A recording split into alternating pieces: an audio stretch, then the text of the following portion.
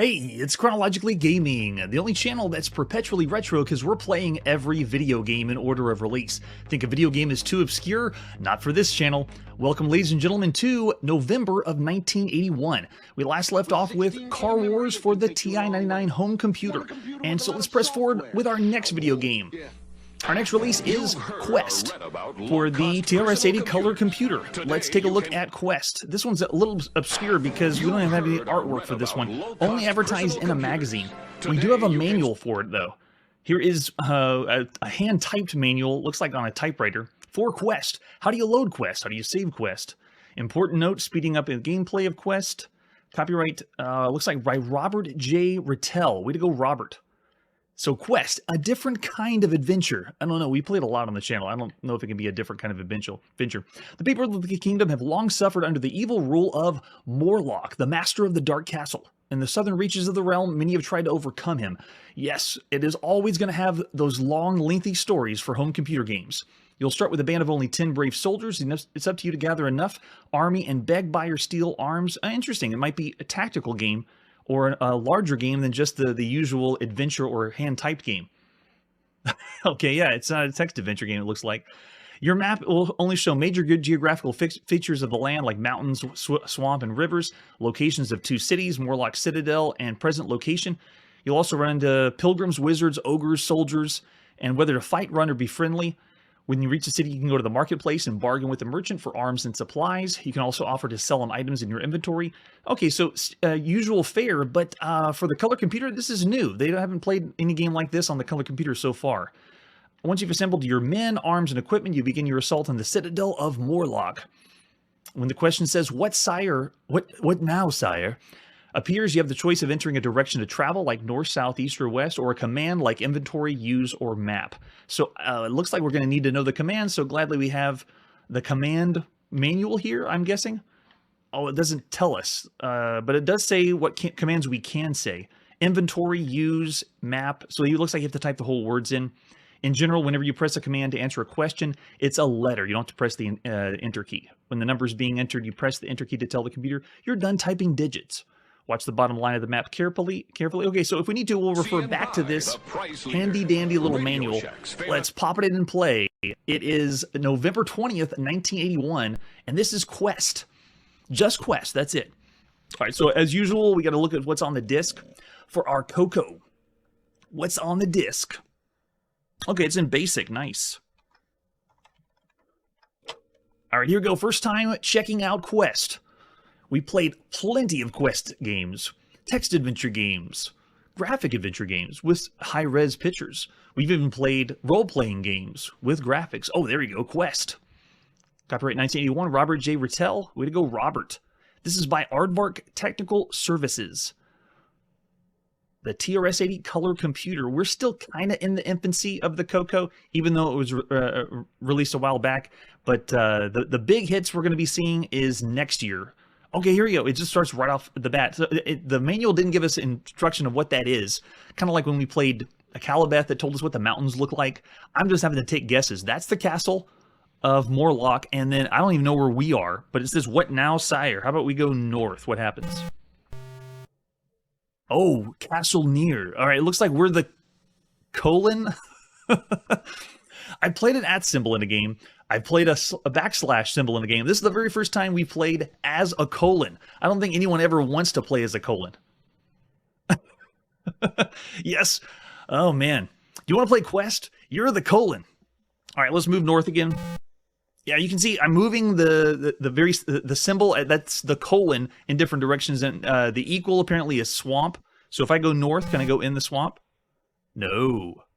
Yeah, and so it's showing at the bottom. I guess that's Morlock's castle there. Let's try going south and then east. You're in the wilderness. You know one thing I love about this, though? We didn't need food. All right, so again, going east, still in the wilderness. Looks like we have soldiers near, so let's go north into the that area. Okay, so we have soldiers. We can attack, run, or be friendly. So the game is playing similar to Temple of Apshai. We're giving commands of where we want to go and what we want to do. This one's a little bit more basic than the Temple of Apshai trilogy. And so let's try, I don't even know what weapons we have. Let's try B friendly. Is it B? B? Okay, we'll try attack then. Oh, here we go. We're attacking. Well, it looks like B didn't work for being friendly. Let's see what happens when we attack. We're doing a luck roll, and boom. We have 9 survivors, only have 2, so let's fight them again. Again, doing a luck roll like Dungeons and Dragons. Yes. Knock them out. We won. We got a chainmail, plate armor, crossbows, and ready to go on. Yes. Nice. Okay, so let's go. Can we even go north? I don't think so, right? Oh, we can go in the swamp. Okay, we got ogres near. Ogres are represented by O for ogres. Let's go north again. You're in the wilderness. Ogres, what are you going to do? Let's go get them. Going east to the ogres. You've encountered a band of ogres. Do you want to attack? Want to be friendly? Let's attack them. And here we go, rolling the dice. Oh, bad luck. Yikes. So we lost 1. We had 9 total, I think, last time. But it's 8-5, so fighting again. Hitting the luck roll. Oops, smashed it too hard on the keyboard. Luck roll. All right, fight, run, or terms. What's terms? They attacked anyway. Oh, okay. Okay, we're still good. Fighting again. 6-1. And we won. Oh, we got a lot of stuff from that. Very nice. Ready to go on? Yes. Cool. So this is a, I would say, more role-playing game than the other ones we played on the TRS-80 Coco. Do you want to drop anything? Oh, we have too much to carry. We've seen different mechanics in these role-playing games, giving, you know, durability of weapons, whether you need to eat or not, survivability, and they always pick different things for each one, and I always enjoy seeing a different take on it. So this is just a little taste of a very obscure game, Quest, for the TRS-80 Coco. Oh, that's right, we have less men to carry now. Nice. Well, a cool little treat there for the TRS-80 Coco. That's Quest. For the role-playing aficionados, if you had this would be one of the good ones to play in 1981. I'm going to give that one an average 3 stars for Quest. Pretty good. All right, so after Quest, let's move forward with our next release. All right, we're still on the TRS-80 Coco, and this is Berserk. Not to be confused with Berserk, this is Berserk. Totally different game, not ripping off any other arcade game at all. And looks like all we have for this is just the advertisement. There you go. Color Berserk. They're calling this one a classic. Oh yeah, it's classic. Got to be the arcade port of it. We have a manual for this one too. There you go. Color Berserk. Mark Data Productions action game. You'll enjoy the super colors and dynamite sound effects in this fast-paced arcade-type game for 1 or 2 players. Exciting combination of angry robots and evil Orville. Orville. So not Evil Otto, it's Evil Orville. Yeah, they're bringing a home port of Berserk, definitely. Yeah, I bet. You can see we have scoring points here, and if it plays like Berserk, we're familiar. We got a laser gun going and shoot the robots. Nice. All right, so let's see what other versions. So we got Berserk or Color Berserk. Berserk. All right, let's pop it into play. It's November 30th, 1981, and this is Berserk, or a home port of Berserk on a Coco. And like usual, we're playing this one on disc. So this one is machine language. There we go. Every now and then we got to do commands. I try to do auto boot some of the games so we can get them in quicker, but giving you a feel of what it's like. Not nearly as painful as loading games in 1981, though. Or the early 90s, depending on which DOS games you got. There we go. Man, that is TRS-80 Color computer right there. Showing off the high-res action game. Okay, so we got 1 or 2 players. I'm solo this evening, so I'm doing 1 player. Press the fire button to proceed. So we're putting in our analog controller. Yeah, there we go. So there you go. I'm the guy running around the screen. And what's my gun? There it is. Whoa, Evil Orville's already here. Oh, and touching the enemies electrocutes you and dies, just like in the arcade. Okay, I got it. There we go. Nice. Yeah, they brought him out the Evil Otto ripoff already. But controls and moves like Berserk, It feels like Berserk. There we go. They even have the scroll of the next screen. Nice. Oh, I have to hold the button down. Feels a little off or not as tight as the controls as before. Plus, you don't have the robots yelling at you like you do in the arcades. What about chicken fight like a robot as I run around to the other side?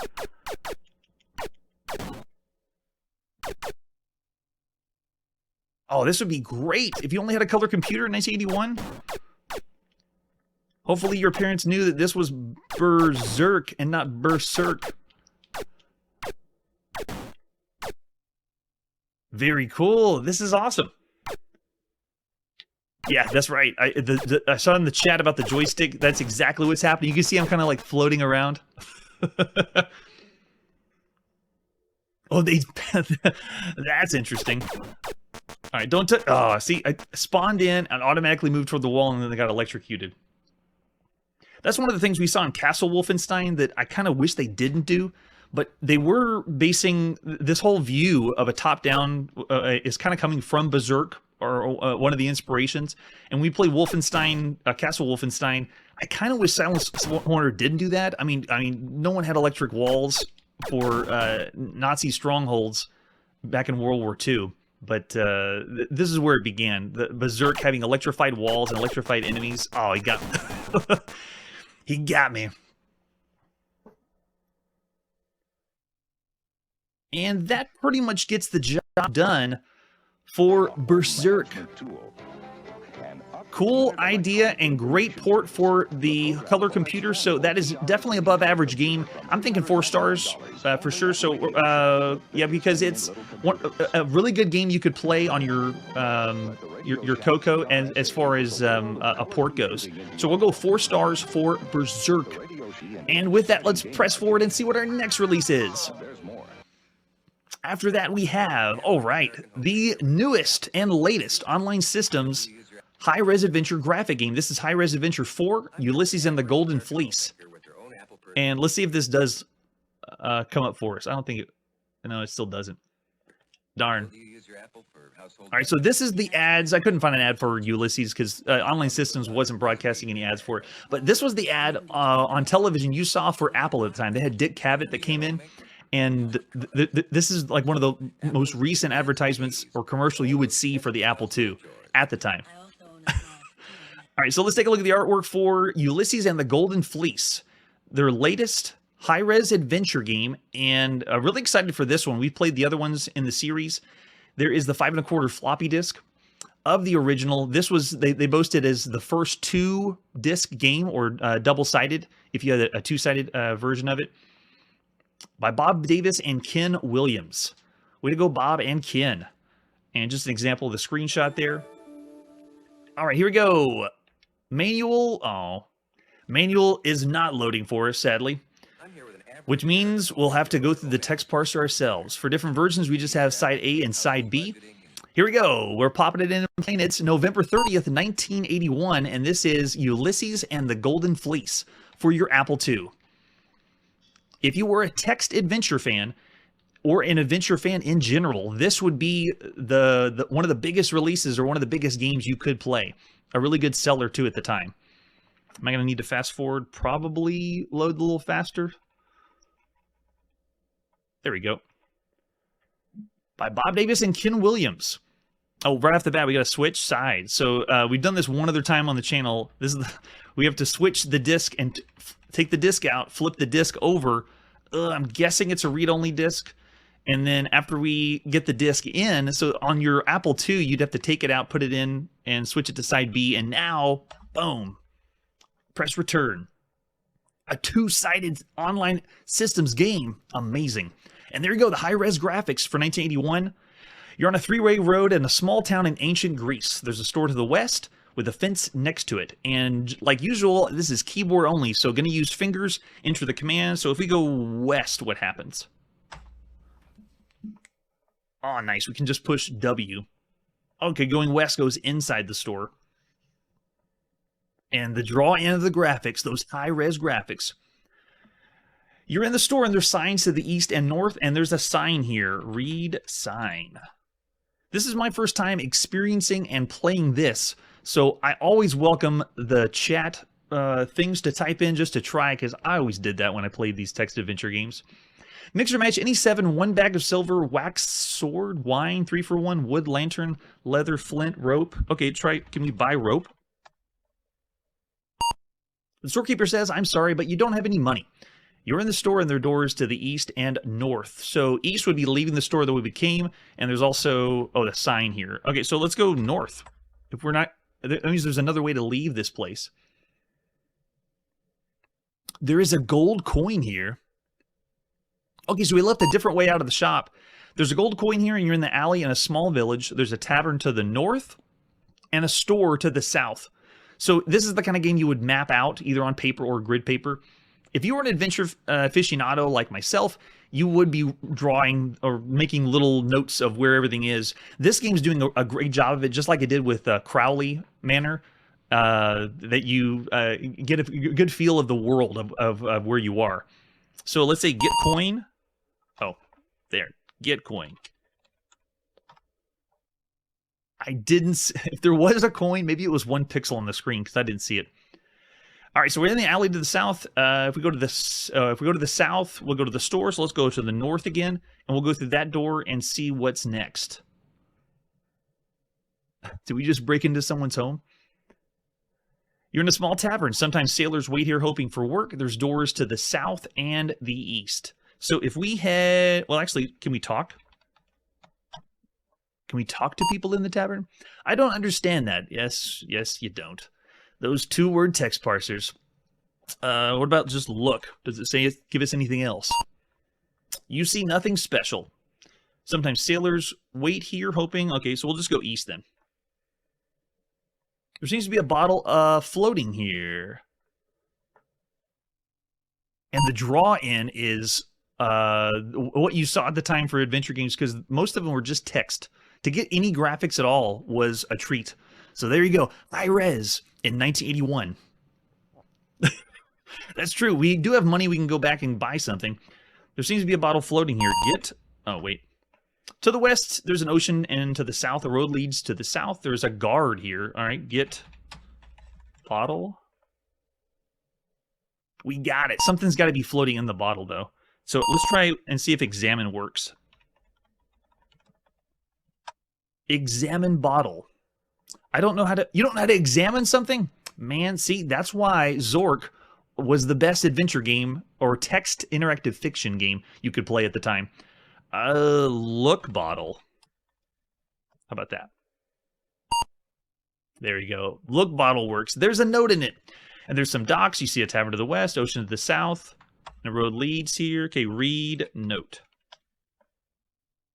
What does the note say? You aren't carrying it. What? So we looked in the bottle, but we didn't get the note. Get note. Okay. And does the same thing. Okay, now read note. The note says ECEELF. Gotta be a code for something. Okay, so if we go north, can we go to the ocean? And go into the water? That is one of the draws. You almost have to pretend you're the computer.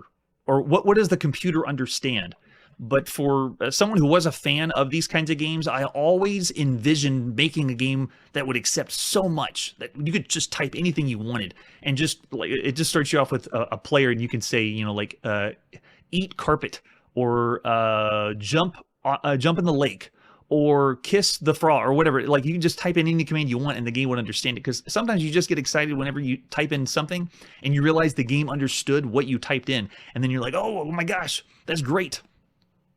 Okay, so still ocean to the north. Okay, so we'll go to the west. I just want to type in random things and have the computer understand what it is. All right, so let's go south now. Back where we were before. Let's see if we can go back in the store and buy that rope.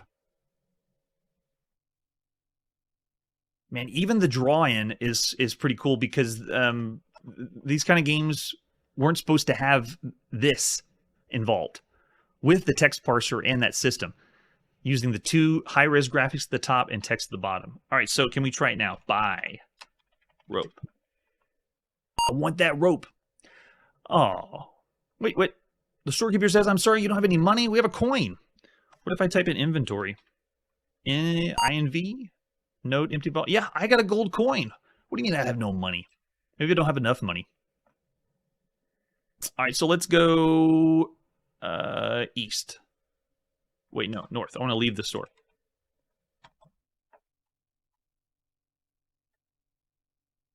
Oh, that's the way we came. Never mind. Those cardinal directions in adventure games. Going back south. And I do want to go east because I want to leave the store. If only they'd make a game where you could see everything and not have to type cardinal directions. If only. Not yet. Not in 1981. So we're back on the three-way road in ancient Greece. There's a store to the west with a fence next to it. Let's go north. How much of this town can we check out? Oh, we're in the same spot. Okay, so go back south.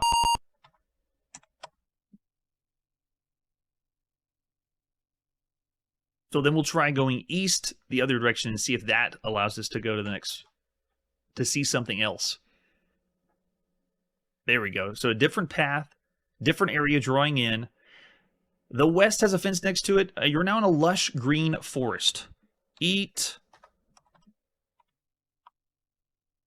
tree.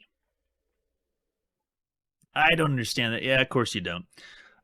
Go east again. Oh, you can't go in that direction. What do we got? North?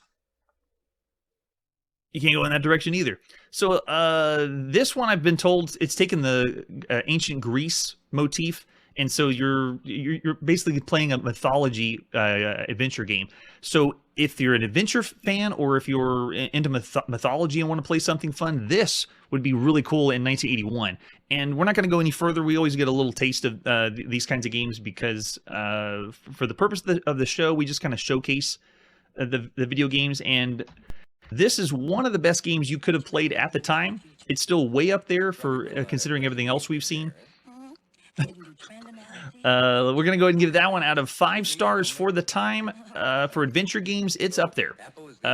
Ulysses and the Golden Fleece is definitely, I want to say 4 stars. It's not up there with the other ones we've seen that push even further beyond 4 stars, but we'll give that one 4 stars and move on to our next release. All right, so after that, our next game is, oh yes, we're now at home on our Masgnavox Odyssey 2, and this is The Quest for the Rings.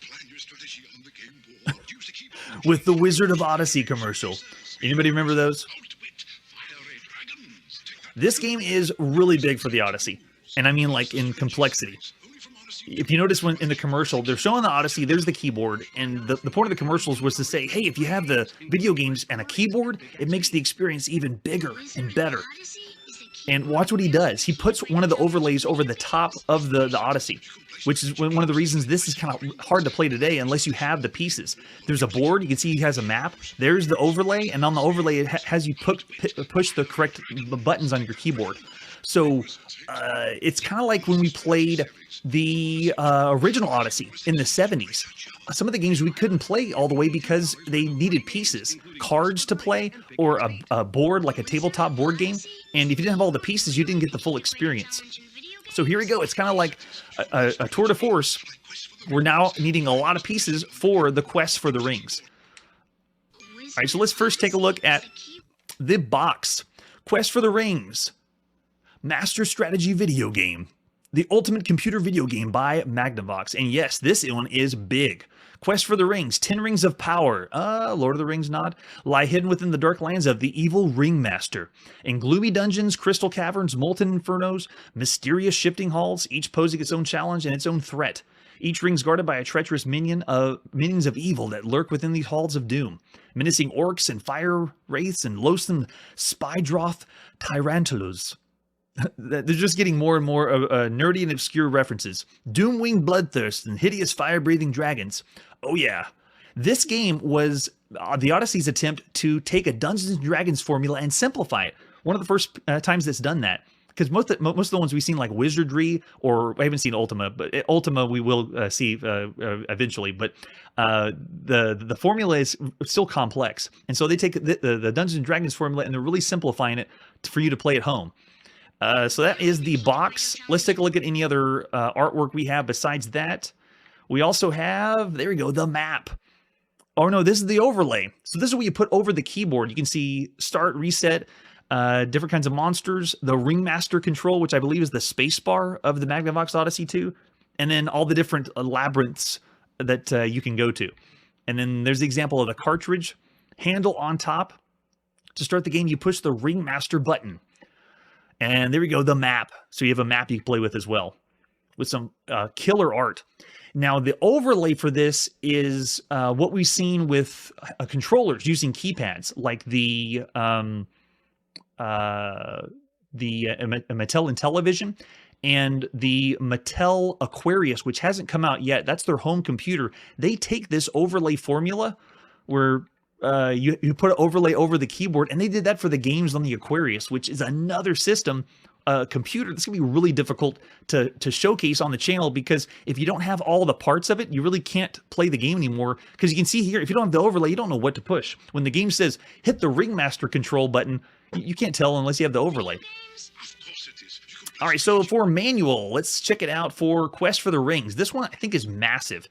It's meant to be this huge role-playing experience for the home console.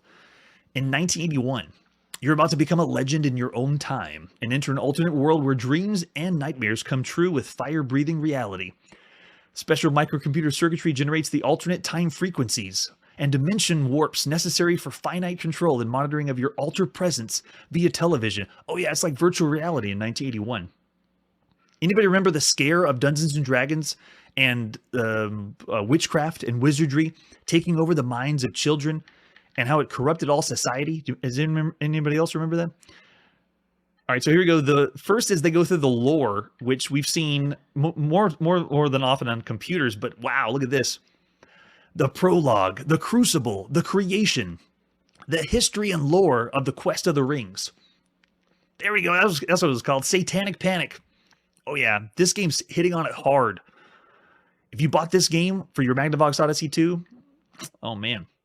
All right, so here we go. They break down the heroes next. We have the Warrior, legendary hero with a really cool artwork, and then right next to it is what your character will look like. Who programmed for the Odyssey 2? We saw so many characters that looked like that. That little small pixelated guy.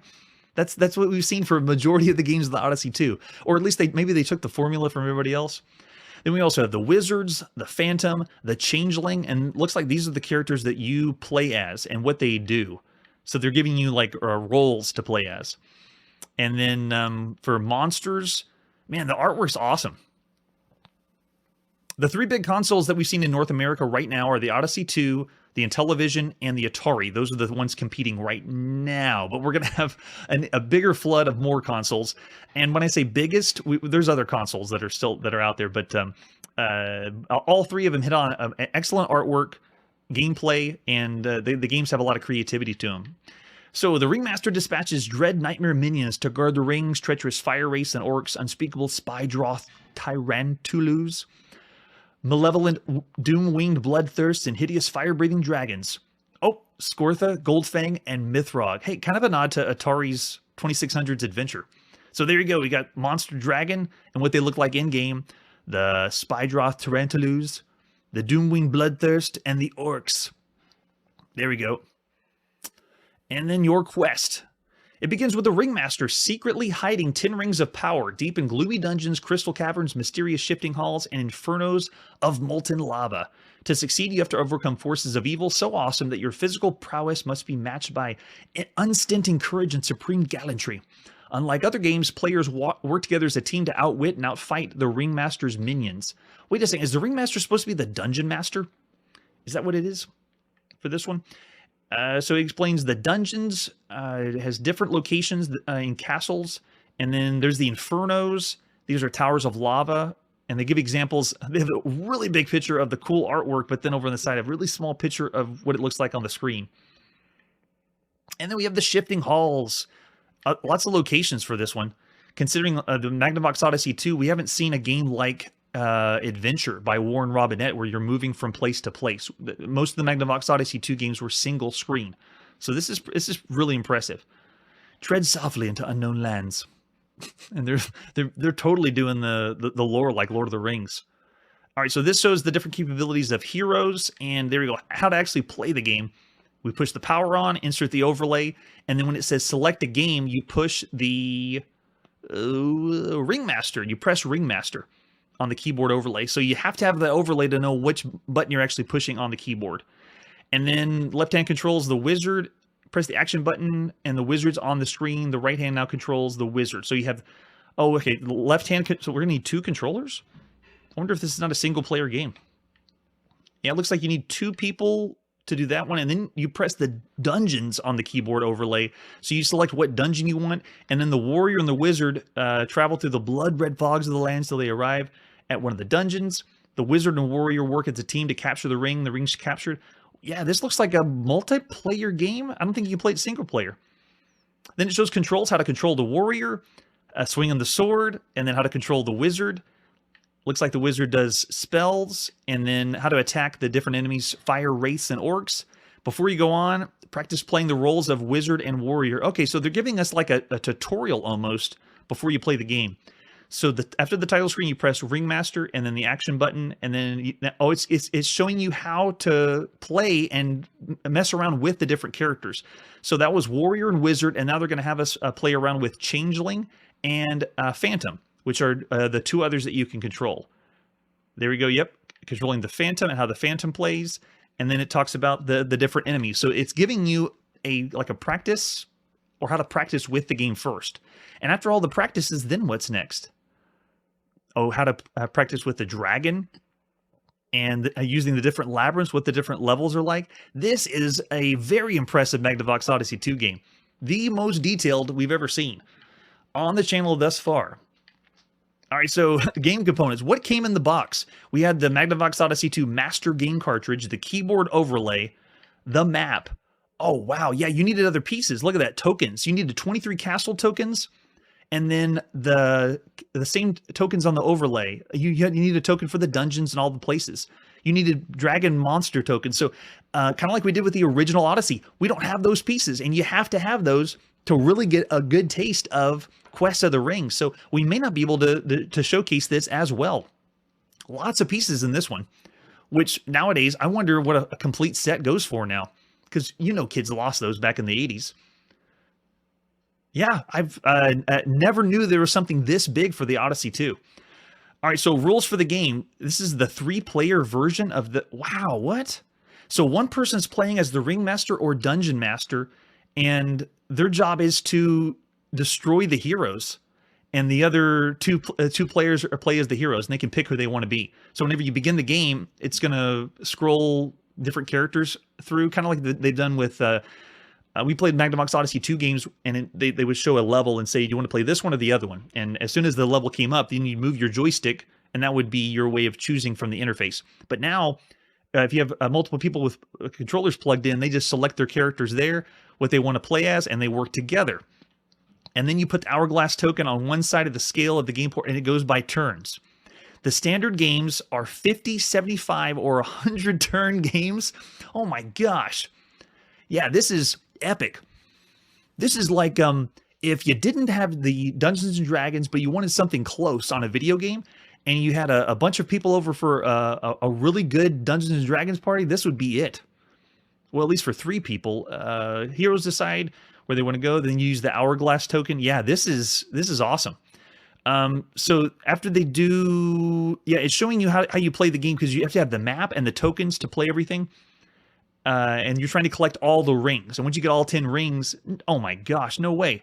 There's a 4 and 5 player version where you have 4 players as heroes and 1 player as the ringmaster. What?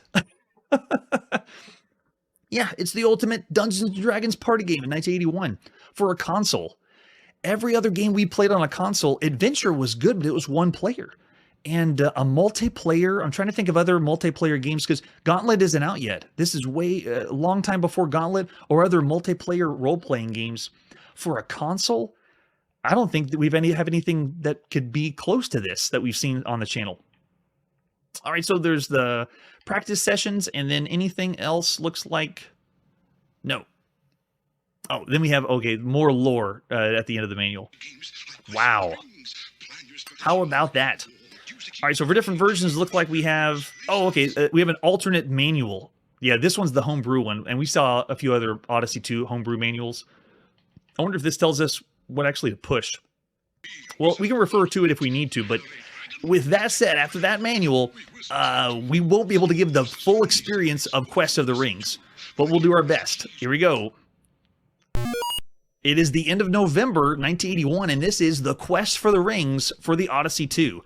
All right, so right off the bat, it said to push the Ringmaster token. So you can see here's the keyboard for the Odyssey 2, and I'm guessing it's spacebar.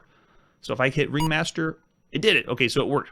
And I got two controllers plugged in right now, and if we wanted to do like the test mode, for Warrior on controller 1, I'm now moving around as the Warrior, got it. And then for the Wizard, it said push the button when the Wizard shows up, and then boom, got it. Okay, so that's it. So now we have two players that are ready to play. One player's playing as Warrior, one player's playing as Wizard, and then now you need to push, what was next? I'm gonna go to this one. After you do that, how do you follow all the instructions in 1981? Press Ringmaster, press action, action. Okay, press dungeon. So what is dungeon? Oh, you got to push the type of dungeon you want to go to. So what is the dungeon? Dungeon. There. Okay, dungeons. Z. It looks like is dungeon. So let's try that. All right, so pushing Z. We're going to the dungeon. So if one person was playing as the Ringmaster, they'd be controlling where you're going on the map, and then they would map out all the different dungeons. Okay, we're here. So one player is on the left is the Green Warrior. There's another controller plugged in as the Wizard, but you can see, yes, I was able to destroy him, and then as the second controller, I'm going to play both at the same time. Yep, Wizard can... Oh, no, Wizard doesn't kill them. It stuns them. But the Warrior can. Can I only swing my sword left and right? Kind of like when we played Fantasy. It's the same when I fought the pirates in Fantasy in the arcade. It's the similar mechanic, the sword play is, at least. But it looks like I'm just fighting a bunch of people right now, and I gotta go get that ring. How do we bring the Wizard back? If they die... Is that... No, yeah, nothing happens when I push the button on the second player controller. And then I go for the ring. And at this point, I think you keep track... Got it. Yeah, I think you keep track now on the game board. So whoever the Ringmaster is points out they got one ring, and then you go to all the other locations on the map. So we're back at the main screen, and what happens now? Oh, I think we hit the reset button. Let's try that. Does reset work? No, it does not. We need the overlay. Here, we'll do a reset this way. And from the beginning, it's going to scroll Warrior, and this is if you wanted to beat the Warrior, you'd push the button on your joystick and be like, yes, I'm the Warrior. And then the Wizard scrolls, but if you push the button on the Wizard, then you'll be the Wizard. But if we wait, then it should have the other characters. There we go, yep, Phantom. So if I do one player, push the button, so now I am the Phantom as the green guy. And then the last one, I think, was Changeling. Yeah, there it is. So Changeling comes up, push the button, and then we're ready. And now it's going to go into, I think it's selecting the same dungeon, so we're going to fly into that one.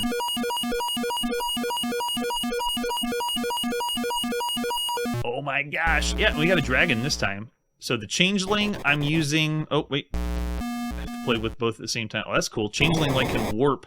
I already got burned to death. Uh-oh. So I wonder if I used the Phantom with someone next to me. No, we just both died. But this would be the thing, you would read in the manual how to play as each character.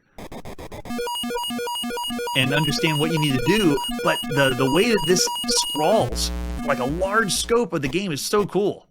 Love it. All right, that was amazing. So, for everything we've read and what you could do and play the game, going to different locations, collecting all the rings, and as a multiplayer experience for a console, this is crazy. I don't know how I can rate this because we've played some really good multiplayer games, 4-player games for the Atari, and we gave them 5 stars, like Asteroids with all its variations. And so for a Quest for the Rings, man, I'm thinking I want to go 5 stars for that we haven't seen anything with this kind of experience. And it's too bad that you would have to have all the pieces to play.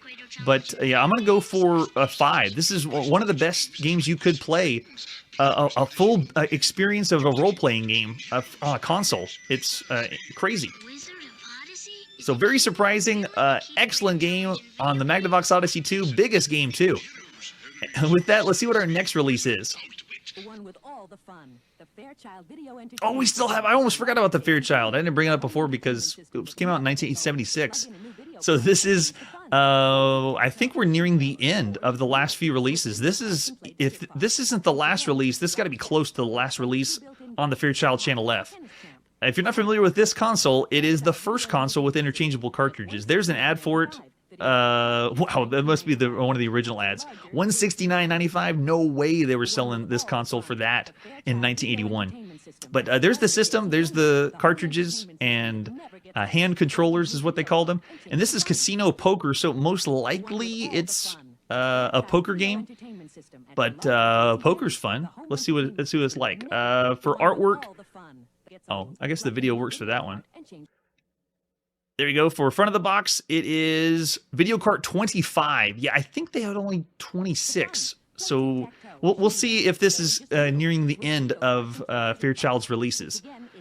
And any other artwork? There is, okay, how to play.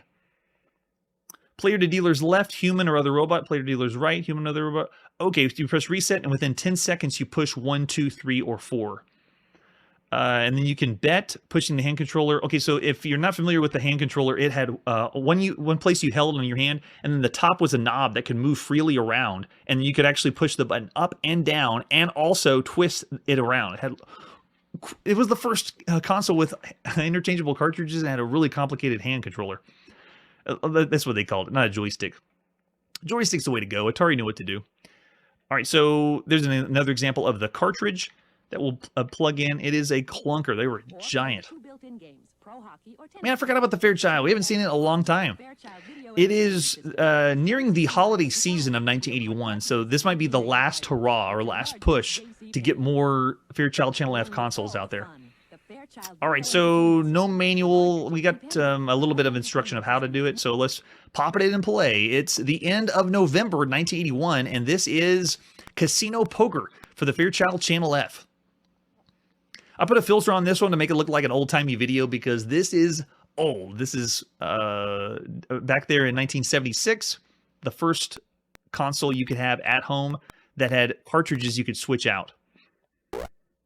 Okay, so I didn't push any buttons at all, and it's already doing something. It automatically puts something in. The console, what you had to do is on the console itself, had an R, 1, 2, 3, and 4. And then you push those buttons to select what game you wanted. So let's try pushing 1. No, it looks like it just went in and it's playing a game of poker without me. So it's it's an auto poker playing game for your Fairchild Channel F. I didn't do a thing. Let's try a reset. That's bizarre. All right, so trying it again. Push number 1 on the console itself and see if that one works for us. Okay, there we go. Pushed 1. And let's see if we can actually play the game. Okay, nice. So we can see our cards now. That's good. And then it said to bet. We pulled up, down. No, twist.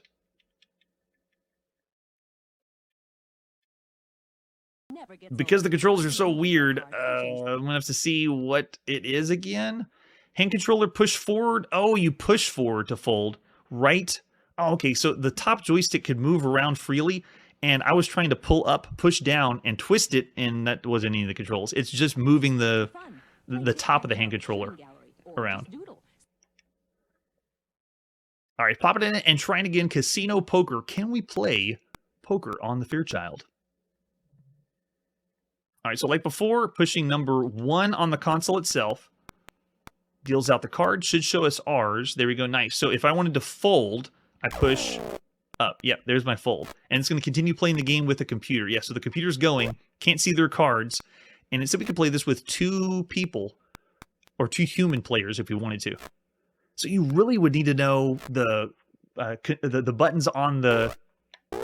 Oh, nice. One with a pair of 9s on that one. Looks like it's just classic draw poker. And we go again. Okay, there we go. And deals out the next set of cards.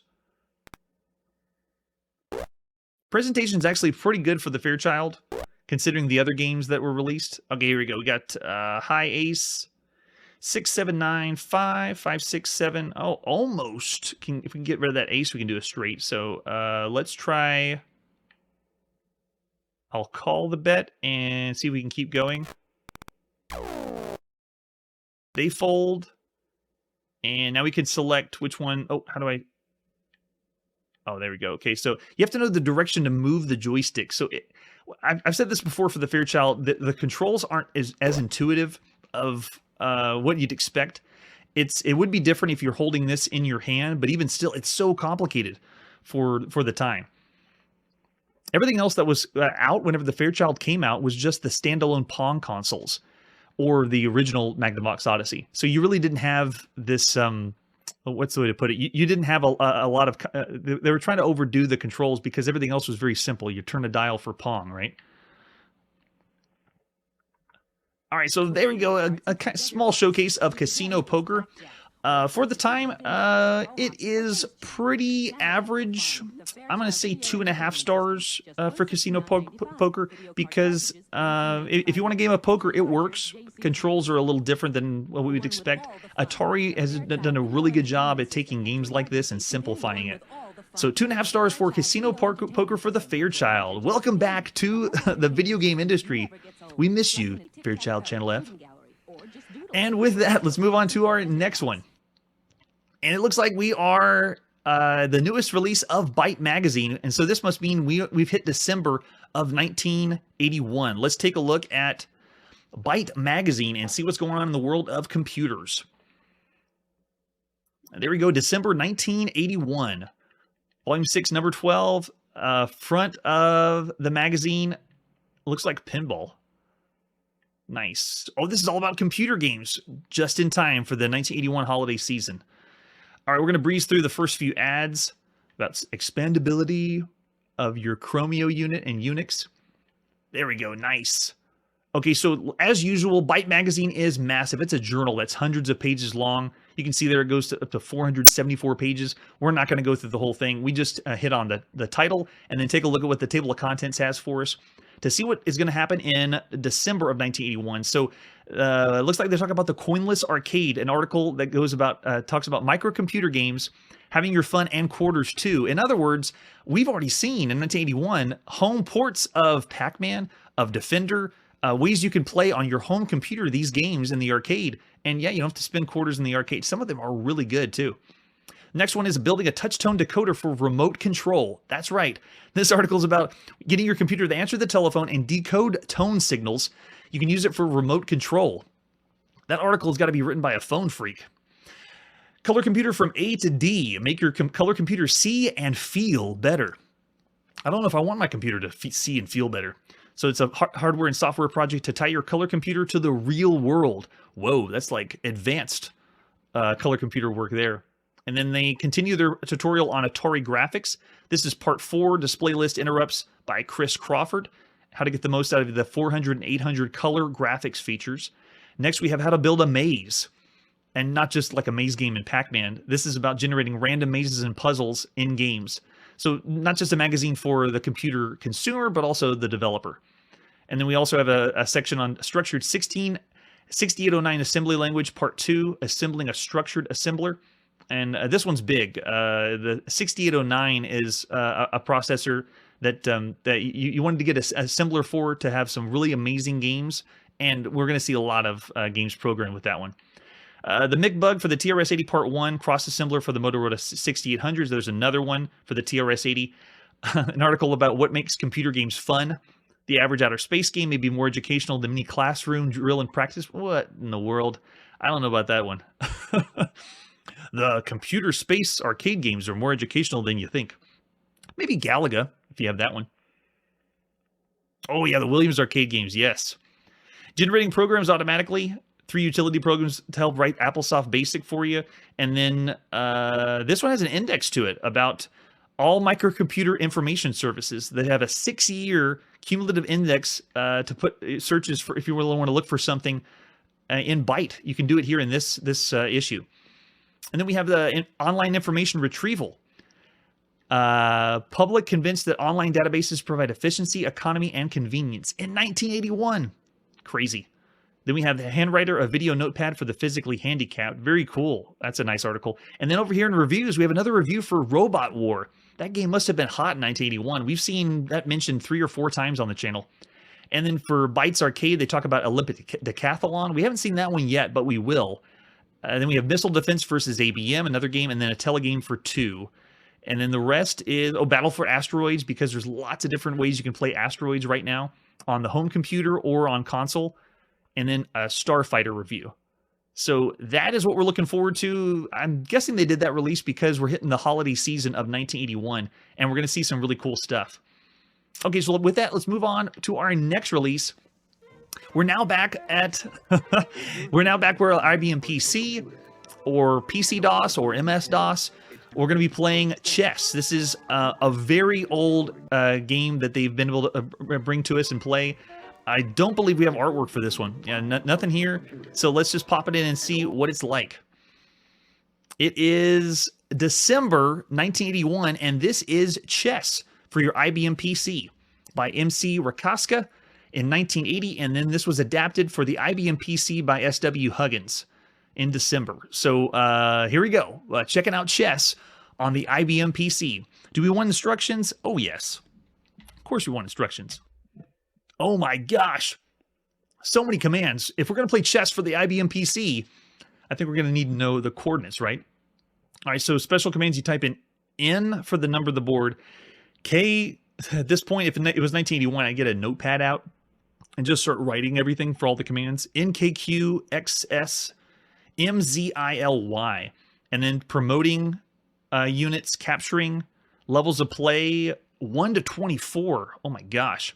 Computer assumes mate if king is left in check. Be sure to watch the check message. If move is illegal or entry error is made, simply type in a new move, and you have a choice of black or white. Computer will always be at the top of the screen. Whoa. Now, if you've tuned in on the channel and seen from the beginning of Video Gamedom, we played some chess games where you didn't move a piece around. Like we saw the ease of use on the Atari and the Color Computer. Their versions of chess, you select the piece, you move a cursor around, select the piece, and then you move that piece where you need to go, and it's intuitive. It works really well. But no, early versions of chess, especially for mainframe computers, you put in the coordinate. I want AK to C12, and you put those coordinates in, and that's how you play the game. I think that's what we're going to have here for the IBM PC. So here we go, hitting enter. My name is, oh, nice. I can put a name in. Okay. My name is Chrono. What level of play? We are idiots. We're going to do level 1. 24 levels, though, is very impressive. Do you want white? Yes. There we go. Move Chrono. And for commands, that's funny. They use the same symbol we saw for Meteor as the pawns. When we played the Meteor game on our IBM PC, it's the same little smiley face. It must be one of the ASCII characters. Okay, so moving Chrono around, can we do, I don't know, E3 to F, no, G, H, yes, oh my gosh, yes, so there is no cursor, there is no selecting the piece. You have to know which commands to type in and where the pieces are going to go. So there you go, IBM PC chess. I would much rather play an actual game of chess on the board game. And that's what we saw with Commodore PET versions and the TRS-80 version, because the trinity of first computers, that's how chess was, having to put in the coordinates. But yikes, that's rough. Yeah, so rather play on the board game myself, unless we had the Atari or Color Computer version. All right, so that was chess in 1981. Considering we've seen other, well, see, it's the playability and the fun. It's way low. It might be impressive because it's doing something, have more calculations than Atari's or the ones with better user interface, but that's still rough. I'm going to go with bad for a game of chess. Much rather play it on a board game. So for all those IBM PC fans, if this is the only one you had, I totally get you, because you may do with what you could have. We play everything here, so we're going to do 2 stars. That is bad for 1981. Yikes.